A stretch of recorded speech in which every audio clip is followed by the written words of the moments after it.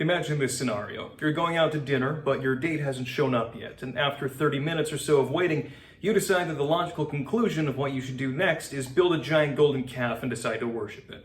If you thought along those lines, then this video is for you, because today we're talking about the golden calf of Exodus 32. Welcome back to the Plague of Frogs. Exodus 32 follows very shortly after the exodus of the Israelites from slavery in Egypt and their miraculous crossing of the Red Sea.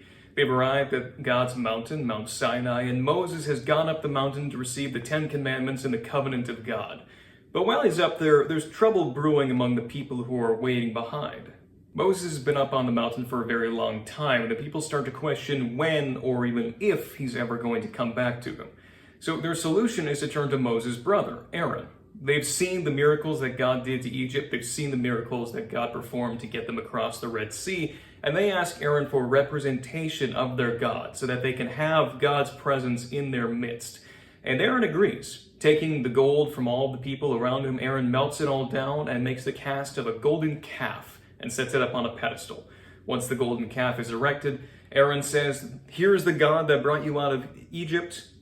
Commence worship." He even initiates a new festival in the worship of this God. And this is right around the same time that Moses finally comes down the mountain with the 10 Commandments and sees that. Naturally, he's not particularly pleased with the situation. He shatters the tablets containing the 10 Commandments, destroys the golden calf, melts it down, breaks it into little pieces of gold dust, puts it in the water supply, and makes all the Israelites drink it. This is one of the more common stories that a lot of us are familiar with. Even those of us who aren't inundated in the Bible have still probably heard the story of the golden calf at one time or another. But there's a lot of misunderstandings that go along with this story, and today I want to dig into it a little bit further. So let's start out by examining the image itself, a calf. A calf, for anybody who doesn't know, is an infant bovine or a young bovine. As to say, this is probably the representation of a very young bull. Bull imagery was really common in the ancient world. We find it primarily in Phoenicia, but as far east as ancient Sumer, at least during the Akkadian period, as representations of male deities. Typically, it's a representation of virility and fertility and of unsurpassed strength.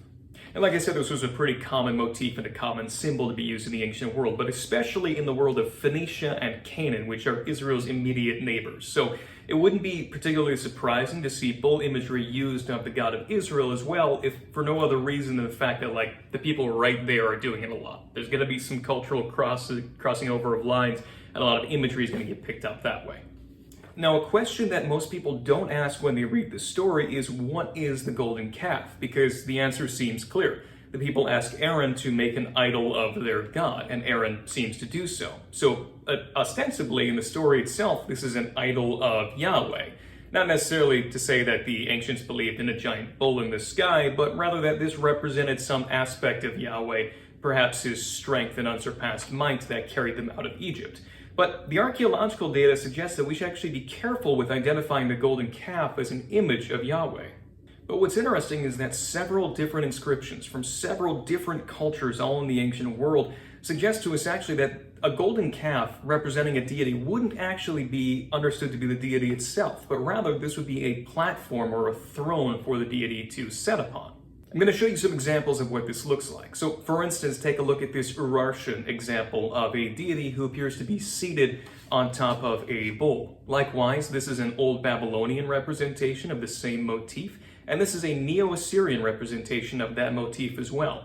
And on top of that, those cultures I just mentioned are all generally related, or at least in proximity to each other. But there's even an Anatolian representation, which is in modern-day Turkey, from the ancient world, that shows deities, specifically storm deities, sitting upon these bull figures as sort of a pedestal or a throne.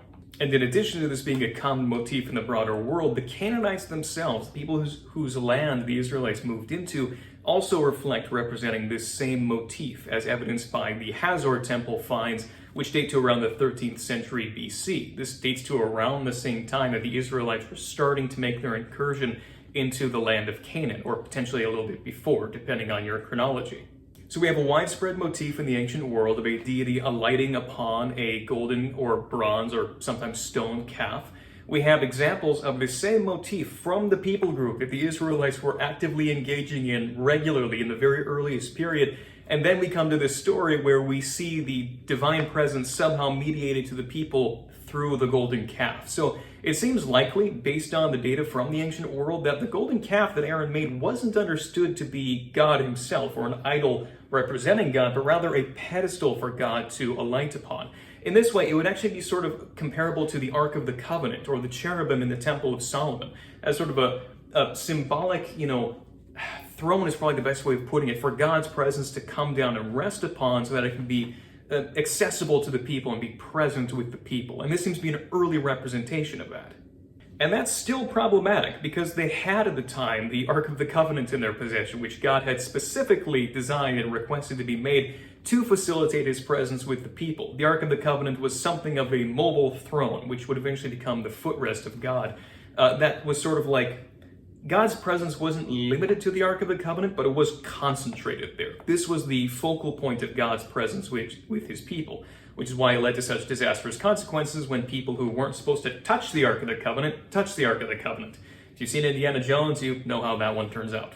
Now, all of that's really interesting, but it gets even more interesting because, as it turns out, this actually isn't the only time the Israelites made a golden calf. Shortly after the reign of King Solomon, the last king of the United Monarchy, the Iron Age Kingdom of Israel split in two, horizontally.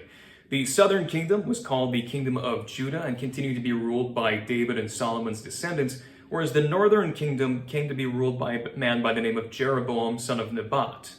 Now, right away, Jeroboam ran into a problem because the temple of Israel's God, Yahweh, was in Jerusalem, which was not only controlled by the southern kingdom, his rival, but was the capital city of the Davidic dynasty. So he was afraid that all of his people, if they continued to go to the temple to worship God there, that their loyalty would eventually be reclaimed by the southern kingdom, and he would be out of a job as king, essentially.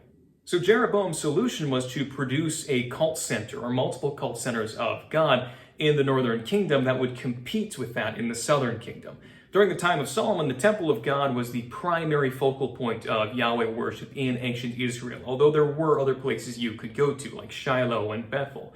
But Jeroboam established two golden calves as cult centers, one in the southern part of his kingdom and one in the northern part of his kingdom, so that no matter where you lived in the northern kingdom of Israel, you could be close to one of these golden calves and you could go to that to worship God instead of going to the Temple of Solomon in the southern kingdom.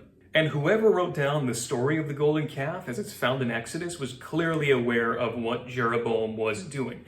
Because when Aaron presents the golden calf to the people, the words that come out of his mouth are almost verbatim lifted from what Jeroboam says when he makes his golden calves for the people. On top of that, Aaron also establishes a new religious festival to celebrate the golden calf in the same way that Jeroboam establishes a religious festival to celebrate his golden calves. So the people who wrote down the version of the golden calf story that we find in Exodus, where it's Moses going up the mountain and Aaron is down below building the golden calf and so on and so forth, the people who wrote that story down in its current form were probably familiar with what Jeroboam was doing, probably around the same time that they were writing it down. In fact, they may have written it down as a reaction against Jeroboam's reforms here. Now, that's not to say that they invented the story out of whole cloth. A whole other section of the Old Testament, the book of Deuteronomy, refers to this story as well, and that was clearly written by a different hand. But nevertheless, the story as we find it in Exodus was sort of retooled and kind of sort of framed around the current situation that the authors were dealing with. Essentially, the story of the golden calf with Aaron and Moses is very old, but there was a sort of new application for it. And as a result, they sort of geared the story around what was going on in their own times as a way of preserving this ancient story that their ancestors had passed down, while also using it to criticize the current regime and its apparently heterodox practices. So the story of Moses and Aaron and the golden calf at Mount Sinai is a very old story. And when Jeroboam, the son of Nebat, came around with these religious reforms, people used the story as a way of holding on to their ancestral heritage of worshiping God alone, while also using it to criticize the changes that were being made right now.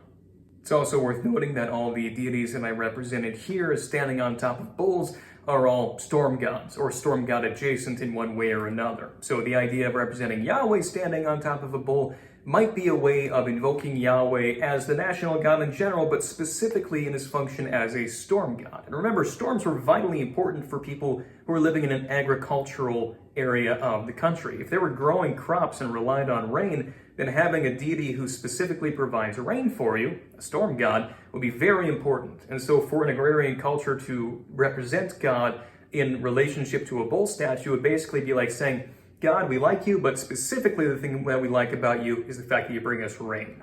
And there you have it. That's the story of the golden calf with a little bit more nuance to it. So if you want to try reading the story again, it's in Exodus 32. Give it a read, see if you notice something that you haven't noticed before.